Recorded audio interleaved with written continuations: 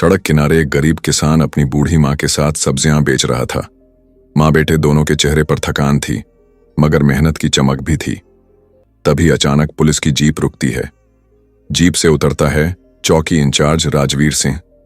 ऊंची आवाज में चिल्लाता है, अरे हटाओ ये ठेला, यहां सरकारी काम होगा, जगह खाली करो। किसान हाथ जोड़कर कहता है, साहब बस आधा घंटा दे दीजिए, सब्जी बिक जाएगी, फिर ठेला हटा दूंगा। राजवीर हंसते हुए लात मार देता है ठेले पर।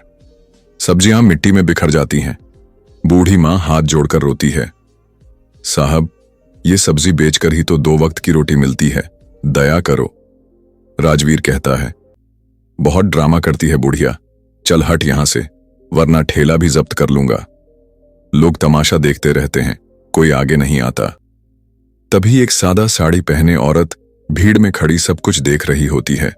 वो है नीलिमा वर्मा, नई एसडीएम, जो बिना बताए निरीक्षण के लिए निकली थी। वो आगे बढ़ती है और शांत स्वर में पूछती है, क्या हुआ यहां? राजवीर ऊंची आवाज में बोलता है, तुम्हें क्या मतलब है बहन जी, यहां सरकारी काम हो रहा है, हटो यहां से।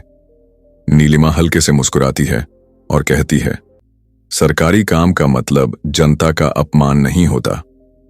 राजवीर हंसकर कहता है, तुम्हें क्या मालूम कानून, चलो हटो वरना चालान कर दूंगा। नीलिमा बिना कुछ बोले वहां से चली जाती है। उस शाम वो अपने ऑफिस पहुंचती है। चेहरा सख्त, आंखों में गुस्सा। सीधे फाइल खोलती है और आदेश देती है, कल सुबह धर्मपुर चौकी का निरीक्षण किया जाएगा। अगली सुबह पूरा थाना सन्न था। सबको खबर मिल चुकी थी कि नई एसडीएम खुद आने वाली हैं। राजवीर के चेहरे पर हल्की बेचैनी थी, लेकिन अंदर अहंकार अभी भी जिंदा था। कुछ देर बाद सफेद जीप थाने के सामने रुकती है। दरवाजा खुलता है और वही औरत जो कल साड़ी में थी, आज यूनिफॉर्म में थी। सबके चेहरे पर डर। राजवीर के तो जैसे पैरों तले जमीन खिसक गई। नीलिमा सीधे रिकॉर्ड रूम में जाती है, फाइलें उठाती हैं। कई गरीबों की शिकायतें दबाई गई थीं। वो सख्त स्वर में कहती हैं, ये सारे केस क्यों दबाए गए? राजवीर कांपती आवाज में कहता है, मैडम वो सब झूठे केस थे। नीलिमा उसकी आंखों में देखती हैं और बोलती हैं, झूठे केस नहीं, तुम्हारा ईमान झूठा है। वो तुरंत अपने ड्राइवर को आदेश देती हैं, धर्मपुर चौक चलो। कुछ देर बाद वही चौक, वही टूटा ठेला और वही बूढ़ी मां मिट्टी से सब्जी बीनती हुई।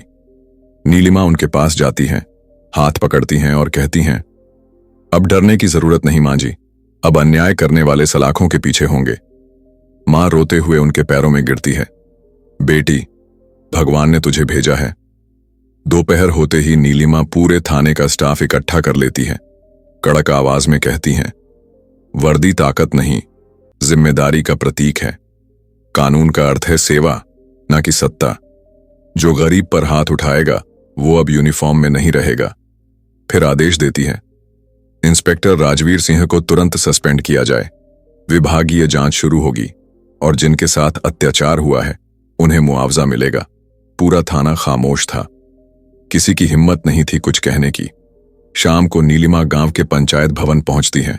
वहां लोगों से कहती हैं, अब इस जिले में कोई गरीब डरकर नहीं जिएगा। अगर कोई अफसर, कोई पुलिसकर्मी या कोई नेता तुम्हारे साथ अन्याय करे, सीधे मेरे दफ्तर आना। मैं हर हफ्ते खुद सुनवाई करूंगी। गांव वालों की आंखों में पहली बार उम्मीद थी। अब डर नहीं, भरोसा था। कुछ दिन बाद खबर आई, राजवीर सिंह गिरफ्तार हो गया। उस पर रिश्वतखोरी और अत्याचार के केस साबित हुए। धीरे धीरे धर्मपुर गांव का चेहरा बदल गया।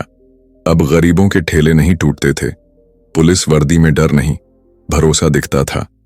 एक दिन वही बूढ़ी मां और उसका बेटा नीलिमा के ऑफिस आए। थैली में रखी थी ताजी सब्जियां। मैडम ये हमारी पहली फसल है, आपने हमें जीने की वजह दी है। नीलिमा मुस्कुराई, मैंने तो बस अपना फर्ज निभाया है मां जी, बाकी तो आपकी मेहनत ने कमाल किया। रात को नीलिमा अपनी डायरी में लिखती है, जब सत्ता सेवा में झुके तभी देश आगे बढ़ता है। जब वर्दी इंसाफ के लिए खड़ी होती है तभी लोगों में भरोसा बनता है। और बाहर आसमान में चमकते तारों के नीचे धर्मपुर की गलियों में आज सुकून था। जहां पहले डर था वहां अब न्याय की रोशनी थी। अगर ये कहानी आपको अच्छी लगी हो तो इस वीडियो को लाइक कीजिए, शेयर कीजिए और हमारे चैनल को सब्सक्राइब करना मत भूलिए।